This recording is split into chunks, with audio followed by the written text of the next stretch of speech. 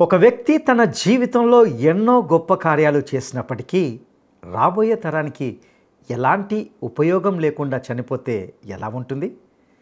అటువంటి వ్యక్తిని గురించి ఆలోచిద్దాం.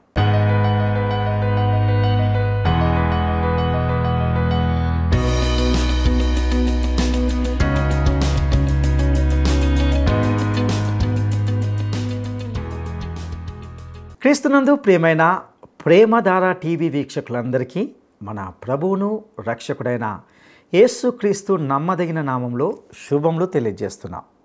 గత పాఠంలో మనము 1వ దినవృత్తాంతముల గ్రంథంలోని మొదటి 9 అధ్యాయాల్లో ఉన్నటువంటి ఎన్నో పేర్లు మరియు వంశానుక్రమంగా అనేక వివరాలను పరిశీలించాం. మనమందరము ఇదే కుటుంబానికి చెందిన వారమై ఉంటూ ఉన్నాం. ఇక నేటి ఈ పాఠంలో 1వ దినవృత్తాంతముల గ్రంథము 10, 11 అధ్యాయాల్ని ధ్యానించుకోబోతున్నాం. 10వ అధ్యాయంలో సౌలు యొక్క చివరి స్థితి మరణాన్ని గూర్చి వ్రాయబడి ఉంది. దైవిక కోణాలలో నుండి సౌలును గూర్చి చెప్పదగిందేమీ లేదు. ఈ గ్రంథంలో ఈ ఒక్క అధ్యాయంలో మాత్రమే సౌలు జీవిత అంతిమ భాగం మనకు కనిపిస్తుంది. యుద్ధం జరుగుతూ ఉన్నప్పుడు ఫిలిస్తీయులు సౌలును తరిమి అతని కొడుకులను హతం చేశారు. అతడు కూడా ఫిలిస్తీయుల వల్ల గాయాలు పొంది శత్రువుల చేతిలో చావడం ఇష్టం లేక తన దగ్గర ఆయుధాలను మోస్తున్న వ్యక్తిని పిలిచి కత్తి దూసి తనను చంపమని అడిగాడు. కానీ అతడు సౌలును చంపడానికి ఒప్పుకోకపోవడంతో సౌలు తనే తన కత్తిపై పడి చనిపోయాడు. ఇక 11వ అధ్యాయంలో దావీదు యొక్క పరిపాలన ప్రారంభ విషయాలను వింటాం. ఇంకా దావీదు యొద్ద ఉన్నటువంటి నమ్మకమైన పరాక్రమము గల 3 శూరులను గూర్చి, వారు తలపెట్టిన శూర కార్యాలను గూర్చి ఇందులో వింటాం. ఇక సందేశాన్ని వినడానికి మనము సిద్ధపడదామా? ప్రియ శ్రోతలారా, ఈ రోజున మనం మొదటి దినవృత్తాంతములు 10వ అధ్యాయం వినబోతున్నాము. ఈ అధ్యాయంలో సౌలు పరిపాలనను గురించి కొన్ని ప్రాముఖ్య విషయాలు చెప్పబడ్డాయి. మొదటి 9 అధ్యాయాల్లో ఎన్నెన్నో పేర్లు వంశానుక్రమణిక పొందుపరచబడి ఉన్నాయి. ఆదాముతో ప్రారంభమైన మానవ కుటుంబ వివరాలు వర్ణించబడి ఉన్నాయి. ఆశ్చర్యం, నీవు నేను అందులో ఉన్నాము. మనమంతా ఒకే కుటుంబం నుండి వచ్చాము. ఇది పాపులైన మానవుల కుటుంబం. అందరము స్వతహాగా పాపులము. ఈ విషయంలో అందరము సమానమే. మనుషులందరూ పాపము చేసి దేవుడనుగ్రహించే మహిమను పొందలేకపోతున్నారు. ఇది ముమ్మాటికి నిజం. గనుక రక్షణ మానవులందరికీ ఉద్దేశించబడింది. సరే, ఇప్పుడు మొదటి దినవృత్తాంతములు 10వ అధ్యాయం జాగ్రత్తగా పరిశీలించండి. 1, 2 సమూయేలు గ్రంథాలు, 1, 2 రాజుల గ్రంథాలు ఎంతవరకు విన్నాము గదా. ఇప్పుడు దినవృత్తాంతాల గ్రంథంలోని ప్రత్యేకత ఏమిటి అని అడుగుతారా? సమూయేలు 2 గ్రంథాలలో సౌలును గురించి విన్నాము. ఇప్పుడు దినవృత్తాంతముల గ్రంథంలో 1 అధ్యాయంలో మాత్రమే అతని ప్రస్తావన వస్తుంది. ఆ తరువాత దావీదును గురించి చెప్పబడింది. అయితే ఒక్క మాట, సౌలును గురించి ఏమి చెప్పబడింది? అతని క్రియలు కాదు, అతని మరణాన్ని గురించి, అతడు ఎలా చనిపోయింది ఈ మొదటి అధ్యాయంలో ప్రస్తావించబడింది. సౌలును గురించి పరలోకం దృష్టిలో చెప్పదగింది ఏదీ లేదు. ఇంతకు సౌలును చంపింది ఎవరు? అతడు ఆత్మహత్య చేసుకున్నాడా? ఫిలిస్తీయులతో యుద్ధం జరుగుతున్నది. ఆ యుద్ధంలో సౌలు గాయపడ్డాడు. తన ఆయుధాలు మోసేవానితో, నన్ను చంపేయి, ఫిలిస్తీయుల చేతిలో చావడం నాకు అపఖ్యాతి అన్నాడు సౌలు. ఆయుధాలు మోసేవాడు ఆ పని చేయడానికి ఇష్టపడలేదు. తానే కత్తి మీద పడ్డాడు సౌలు రాజు. అయితే వెంటనే అతని ప్రాణం పోలేదు. ఒక అమాలేకీయుడు ఆ పని చేశాడు. 2 సమూయేలు 1వ అధ్యాయం 16వ వచనంలో అమాలేకీయుడు సౌలు రాజలాంఛనాలను గుర్తుగా తెచ్చి దావీదుకు చెప్పాడు, నేనే సౌలు కోరినట్లు ఆయన్ను చంపాను. అప్పుడు దావీదు అన్నాడు, భయపడక, యెహోవా అభిషేకించిన వానిని చంపడానికి నీవేళ అతని మీద చెయ్యి ఎత్తావు? నీవే అంటున్నావు గదా, రాజును చంపింది నీవే, నీ నోటి మాటే నీ మీద సాక్ష్యం అని చెప్పి ఆ అమాలేకీయుణ్ణి అక్కడికక్కడే చంపించాడు దావీదు. ఇప్పుడు చెప్పండి, సౌలు రాజు మరణానికి ఎవరు బాధ్యులు? అయినా ఈ హత్య విషయమై ఎవరు దర్యాప్తు చేయగలరు? 1 దినవృత్తాంతములు 10వ అధ్యాయం 1 నుండి 3వ వచనం వరకు వినండి. ఫిలిష్తీయులు ఇశ్రాయేలీయులతో యుద్ధము చేయగా ఇశ్రాయేలీయులు ఫిలిష్తీయుల ఎదుట నిలువలేక పారిపోయి హతులై గిల్బోవ పర్వతమందు పడ్డారు. ఫిలిష్తీయులు సౌలును అతని కుమారులను తరిమి సౌలు కుమారులైన యోనాతానును అబీనాదాబును మల్కీషువను హతం చేశారు. యుద్ధంలో సౌలు ఓడిపోతున్నాడు. అతడు అంబులు వేసేవారి కంటబడి వారి చేత బహుగాయముల నొందాడు. గమనించండి, సౌలుకు ఫిలిష్తీయుల చేతిలో గాయాలయ్యాయి. గాయాల వల్ల సౌలు చనిపోలేదు. అప్పుడు సౌలు ఆయుధాలు మోసేవానితో అన్నాడు, ఈ సున్నతి లేని జనులు వచ్చి నాకు అప్రతిష్ట కలిగించకుండా నీవు నీ కత్తి దూసి నన్ను పొడి చెయ్యి. వాడు బహుగా భయపడి అలాగు చేయడానికి ఒప్పుకోలేదు. గనుక సౌలు తన కత్తి మీద పడ్డాడు. సౌలు చనిపోయాడని ఆయుధాలు మోసేవాడు తెలుసుకొని తాను కత్తి పట్టుకొని దానిమీద పడి చచ్చాడు. ఆ ప్రకారమే సౌలు అతని 3 కుమారులు చనిపోయారు. అతని ఇంటి వారందరూ చచ్చారు. జనులు పారిపోయారని, సౌలు అతని కుమారులు చనిపోయారని లోయలోని ఇశ్రాయేలీయులందరూ తెలుసుకొని తమ పట్టణాలు విడిచి పారిపోగా ఫిలిష్తీయులు వచ్చి వాటిలో కాపురమున్నారు. అసలు సంగతి ఏమిటంటే, అమాలేకీయుడు ఒకడు అటువైపే వచ్చాడు. అప్పటికే సౌలు చనిపోయి ఉన్నాడు. ఈ అమాలేకీయుడికి తెలుసు దావీదు సౌలు పరస్పరం శత్రువులు. దావీదు దగ్గరికి వెళ్ళి అమాలేకీయుడు సౌలును చంపింది నేనే అని గొప్పగా చెప్పుకుందాము అని ఆశించాడు. సౌలును చంపినందుకు దావీదు తనను ఎంతో మెచ్చుకొని బహూకరిస్తాడని ఆశించాడు. దావీదు తననే పట్టుకొని చంపిస్తాడని అతడు ఊహించలేదు. అమాలేకీయుని నోటి మాటను బట్టి దావీదు అతనికి అట్టి శిక్ష విధించాడు. ఈ యువ అమాలేకీయుడు అబద్ధం చెప్పాడు. అతడు నిజంగా సౌలు రాజును చంపి ఉండలేదు. హతులైన వారిని దోచుకొనడానికి ఫిలిష్తీయులు మర్నాడు వచ్చినప్పుడు వారు సౌలును అతని కుమారులను గిల్బోవ పర్వతమందు చచ్చిపడి ఉండడం చూచి అతని కవచాన్ని దోచుకొని అతని తలను ఆయుధాలను తీసుకొనిపోయి ఫిలిష్తీయుల దేశమంతటా వాటిని తిప్పి జరిగిన దానిని విగ్రహాలకు జనులకు చాటించారు. వారు అతని ఆయుధాలను తమ దేవుని గుడిలో పెట్టి అతని తలను దాగోను గుడిలో తగిలించారు. సౌలు భౌతిక కాయానికి వీరు ఎంత అవమానం చేశారో చూచారా? అష్దోదు అనే చోట దాగోను గుడి ఉంది. సంసోనును శత్రువులు అపహాస్యం చేస్తూ ఉంటే సంసోను దాగోను గుడి స్తంభాలను లాగి పడేశాడు. అదే దాగోను గుడిలోకి సౌలు తలను అతని కవచాన్ని తెచ్చారు. ఫిలిష్తీయులు సౌలుకు చేసినదంతా యాబేష్ గిలాదు వారు విన్నప్పుడు పరాక్రమశాలులైన వారందరూ లేచిపోయి సౌలు శవమును అతని కుమారుల శవములను తీసుకొని యాబేషుకు వచ్చి వారి ఎముకలను యాబేషునందలి సింధూర వృక్షము కింద పాతిపెట్టి 7 దినములు ఉపవాసమున్నారు. ఇంతటితో ఈ కథ అయిపోయింది అనుకుంటున్నారా? మనకు అసలు రహస్యం తెలియదు. నిజంగా సౌలురాజును చంపింది ఎవరు? ఈ అధ్యాయంలోని చివరి వచనాలను జాగ్రత్తగా వింటే మీకే బోధపడుతుంది. 13-14 వచనాలు. ఈ ప్రకారము యెహోవా ఆజ్ఞ గైకొనక ఆయన దృష్టి ఎదుట ద్రోహము చేసినందుకు యెహోవా యొద్ద విచారణ చేయక కర్ణపిశాచముల యొద్ద విచారణ చేసే దానిని వెదికినందుకు సౌలు హతమయ్యాడు. అందునిమిత్తము యెహోవా అతనికి మరణశిక్ష విధించి రాజ్యమును యెషయి కుమారుడైన దావీదు వశం చేశాడు. ఇప్పుడు చెప్పండి, సౌలు రాజును చంపింది ఎవరు? అతడు యెహోవా ఆజ్ఞ గైకొనలేదు గనుక యెహోవాయే అతణ్ణి చంపాడు. యోబు గ్రంథం 1వ అధ్యాయం 21వ వచనం ఒక్కసారి జ్ఞాపకం చేసుకోండి. నేను నా తల్లి గర్భములో నుండి దిగంబరినై వచ్చాను, దిగంబరినై అక్కడికి తిరిగి వెళ్ళుతాను. యెహోవా ఇచ్చాడు, యెహోవా తీసుకొని పోయాడు. యెహోవా నామమునకు స్తుతి కలుగునుగాక. దీనిని గురించిన బాధ్యత దేవునిదే. దేవుడు అంటున్నాడు, సౌలును తొలగించింది నేనే. దేవుడు అతనికి మరణశిక్ష విధించాడు. దేవుడు కొందరిని ఈ లోకం నుంచి తొలగిస్తాడు. ఆ అధికారము, హక్కు దేవునికి మాత్రమే ఉన్నాయి. ఏ మానవుడు మరొక మానవుని ప్రాణం తీయకూడదు. ఇది దేవుని ఆజ్ఞ. సౌలురాజును చంపింది నేనే అన్నందుకు దావీదు అమాలేకీయుణ్ణి అక్కడే ఉన్నపాటున చంపించాడు.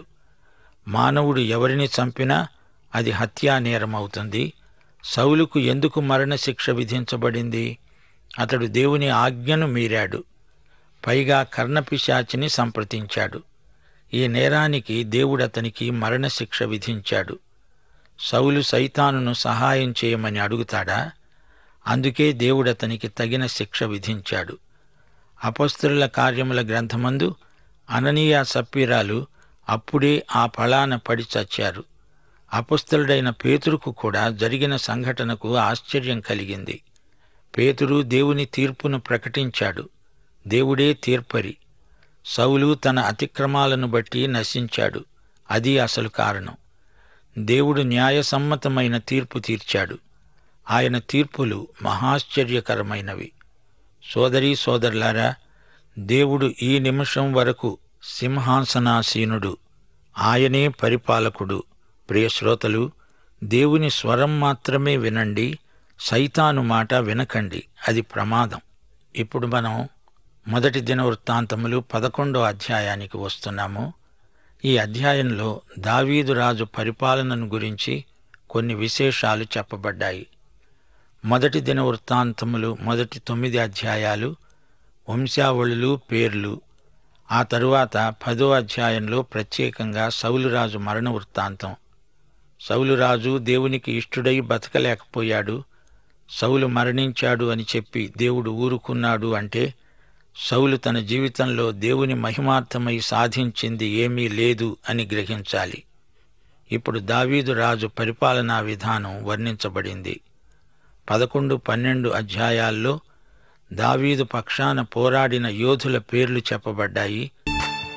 నిత్య ప్రేమతో నన్ను ప్రేమించెన్, నిత్య ప్రేమతో నన్ను ప్రేమించెన్, తల్లి ప్రేమను మించినదే,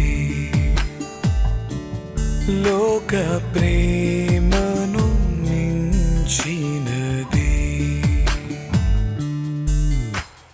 నిన్ను నేను ఎన్నడు విడువను, నిన్ను నేను ఎన్నడు విడువను, నిత్యము నీతోనే జీవింతు,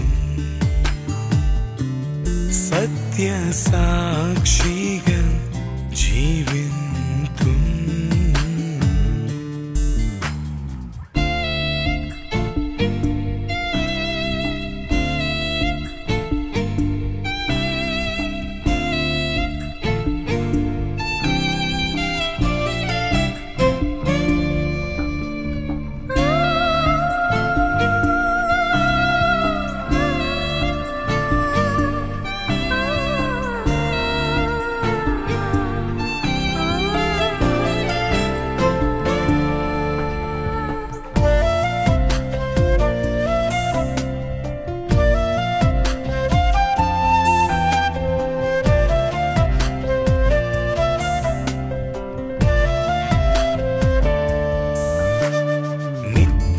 రక్షణతో నన్ను రక్షించెన్, నిత్య రక్షణతో నన్ను రక్షించెన్, ఏక రక్షకుడు యేసే,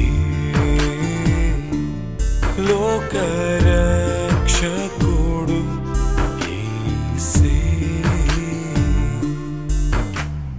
నీ చిత్తమును చేయుటకై, నీ పోలికగా ఉండుటకై, నీ చిత్తమును చేయుటకై, నీ పోలికగా ఉండుటకై, నా సర్వము నీకే అర్పింతున్, పూర్ణానందముతో నీకే అర్పింతున్.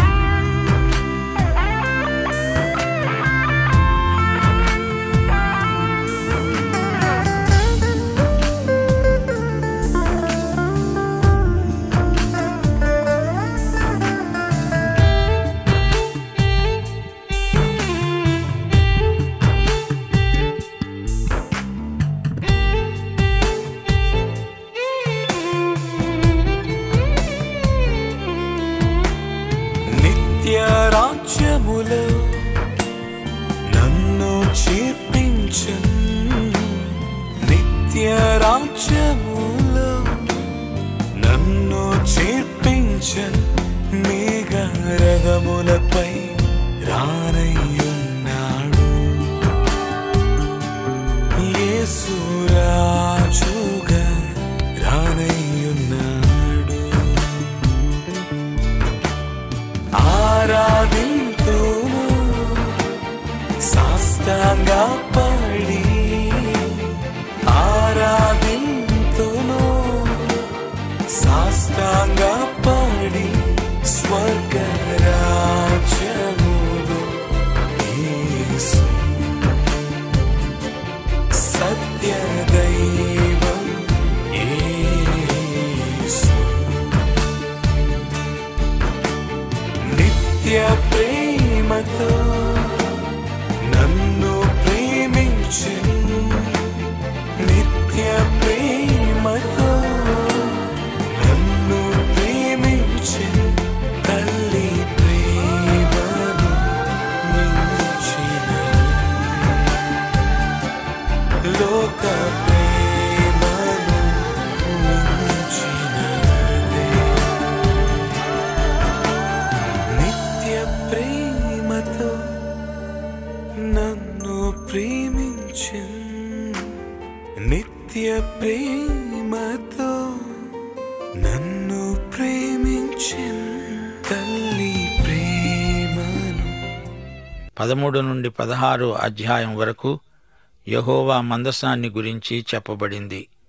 17 అధ్యాయంలో దేవుని మందిరాన్ని గురించి ప్రస్తావించబడింది. 18 నుండి 20 అధ్యాయం వరకు దావీదు చేసిన యుద్ధాలను గురించి చెప్పబడింది. 21 అధ్యాయంలో దావీదు సైన్య సంఖ్యను లెక్కించి దేవుని కోపానికి గురి అయ్యాడు. 22 నుండి 29 అధ్యాయం వరకు దేవాలయ నిర్మాణం కోసమై సిద్ధపాటు.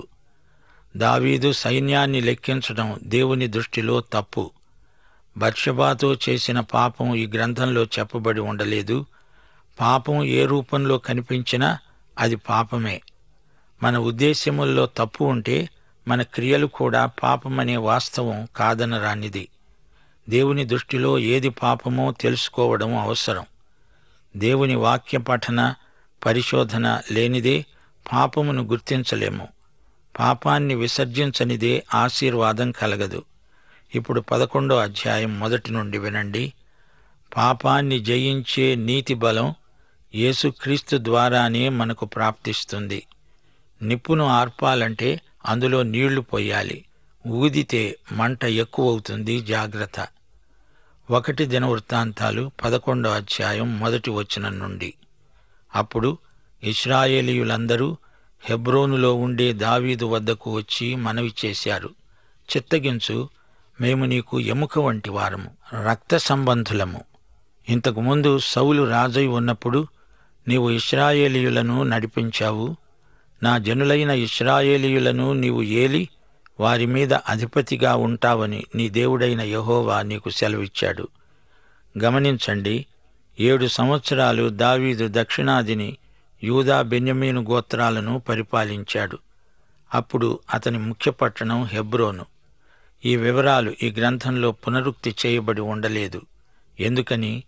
దేవుని దృష్టిలో ఇశ్రాయేలు అంటే, యూదులు అంటే 2 గోత్రాలు మాత్రమే కాదు, మొత్తం 12 గోత్రాలు కలిసి ఇశ్రాయేలు. దావీదు దేవుని దృష్టిలో రాజు అంటే మొత్తం 12 గోత్రాలకు ఏలిక అయి ఉండాలి. అందుకే వారంటున్నారు, మేము నీ ఎముక లాంటి వారము, నీ రక్త సంబంధులము. దావీదును దేవుడే రాజుగా నియమించాడు. ఈ వాస్తవాన్ని ప్రజలందరూ గుర్తించాలి. 7 సంవత్సరాలు దావీదు యూదా బెన్యమీనుకు మాత్రమే ఏలిక.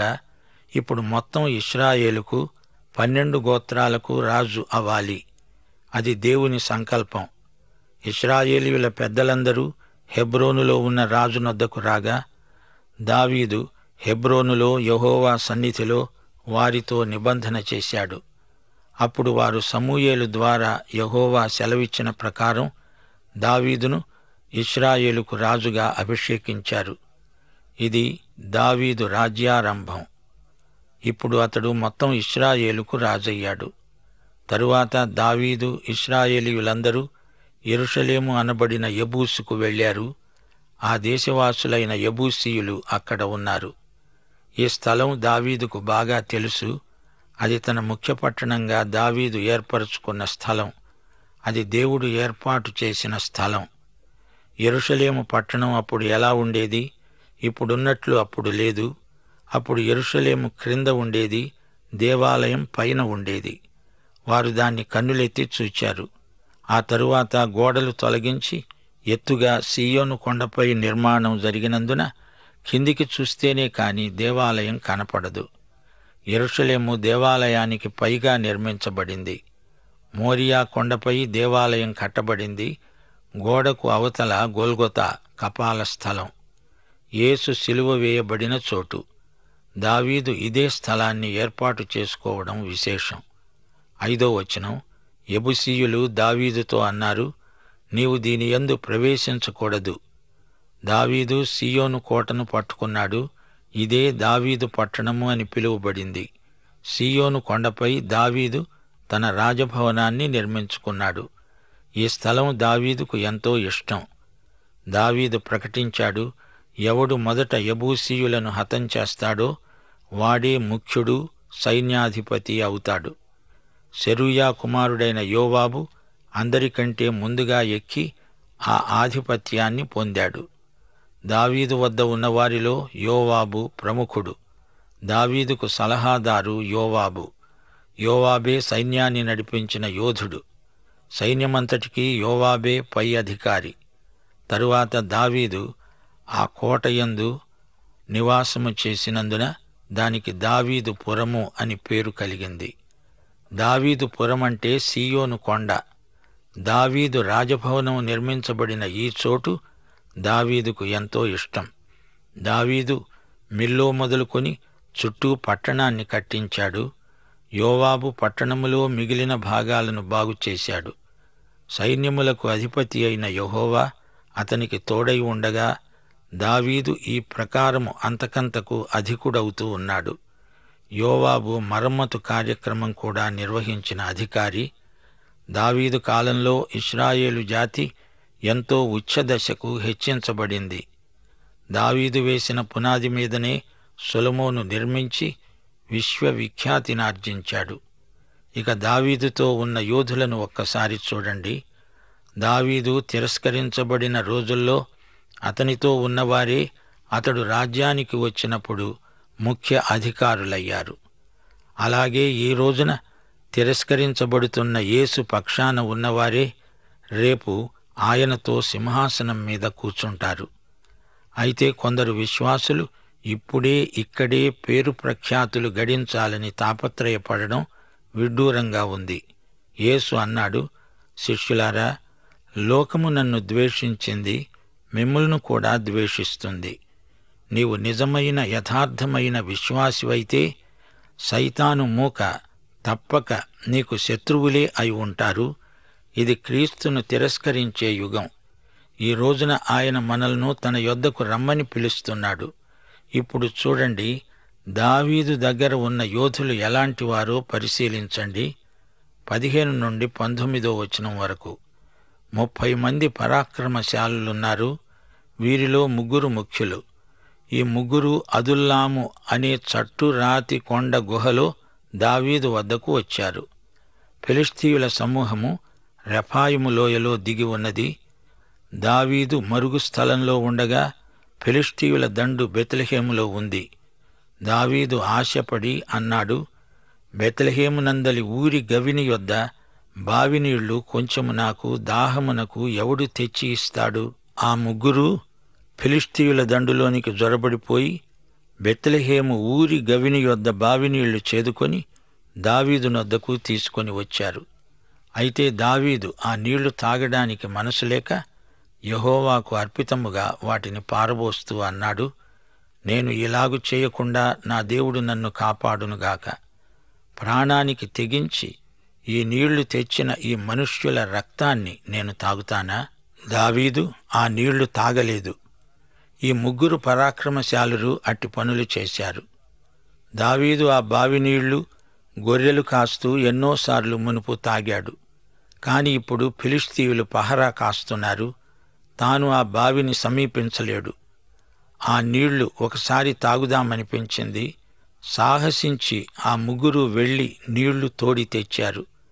తీరా నీళ్లు తెచ్చాక దావీదు తాగక ఆ నీళ్లను పానార్పణంగా పారబోశాడు. యేసుక్రీస్తే బెత్లెహేము బావి. ఎందరో సాహసికులు, గొప్ప భక్తులు అందలి జీవజలములు చేది తెచ్చి ప్రజలకు అందించారు. యేసు ప్రభు ఆజ్ఞ, సర్వ సృష్టికి సువార్త ప్రకటించండి. సోదరీ సోదరులారా, రక్షణ బావి నుండి జీవజలం తోడి ప్రజలకు పొయ్యాలని యేసు ఆజ్ఞాపిస్తున్నాడు. పదండి, భూదిగంతాల వరకు సువార్తామృతాన్ని అందించండి. దైవాశీస్సులు. ప్రభు అయిన యేసుక్రీస్తు వారి కృప, తండ్రి అయిన దేవుని ప్రేమ, పరిశుద్ధాత్మ అన్యోన్య సహవాసము మనకందరికీ సదాకాలము తోడై ఉండునుగాక. ఆమేన్.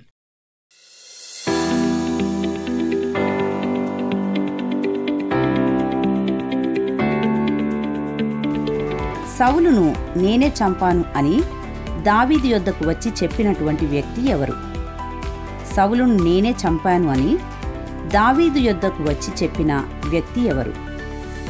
1 మోయాబీయుడు, 2 అమాలేకీయుడు, 3 అనాకీయుడు. ఈ ప్రశ్నకు సరైన జవాబును ఈ వాట్సాప్ నంబర్కు పంపండి. మా వాట్సాప్ నంబర్ 9399952570. ప్రియులారా, ఇంతవరకు మనము మొదటి దినవృత్తాంతముల గ్రంథము 10-11 అధ్యాయాలను ధ్యానిస్తూ వచ్చాం. సౌలు జీవితం నుండి ఆత్మీయ అభివృద్ధి కలిగించేవి లేకపోయినప్పటికీ అతని జీవితం ఒక హెచ్చరికగా మిగిలిపోయింది. ఫిలిస్తీయులు సౌలు దేహాన్ని, తలను తమ దేవతల వద్ద ఉంచి అవమానించారు. సౌలును తొలగించింది దేవుడే సౌలుకు మరణశిక్ష విధించాడు. మరొక వైపు దేవుడే దావీదును రాజుగా నియమించాడు. ఇది దేవుని చిత్తం. రాజుగా దావీదు తన పరిపాలనలో తీసుకున్న ప్రతి నిర్ణయము ఎంతో శ్రేష్టమైనదిగా మనకు కనబడుతున్నది. ఈ భాగంలో మనము గ్రహించవలసిన గొప్ప ప్రాముఖ్యమైన సత్యం ఏమిటంటే, సైన్యములకు అధిపతియగు యెహోవా దావీదుకు తోడై ఉన్నాడు గనుక అతడు అంతకంతకు అధికుడవుతూ వచ్చాడు. ఈ రహస్యంతోనే దావీదు కాలంలో ఇశ్రాయేలు జాతి ఎంతో ఎత్తైన దశకు హెచ్చించబడింది. ప్రియ సహోదరుడా, సహోదరి, దావీదులోని ఈ గొప్ప సుగుణంను మనము కూడా అలవర్చుకుంటే నిశ్చయంగా దేవుడు మనలను కూడా ఆశీర్వదించి మనమున్న చోట మన పనుల బాధ్యతలో మనలను ముందుకు నడిపిస్తాడు. అటు కృప దేవుడు మనందరికీ దయచేయనుగాక. దైవాశీస్సులు. ఈ కార్యక్రమం మీకు నచ్చిందా? అయితే వెంటనే మిస్డ్ కాల్ ఇవ్వండి. బహుమతి పొందే విజేత మీరే కావచ్చు.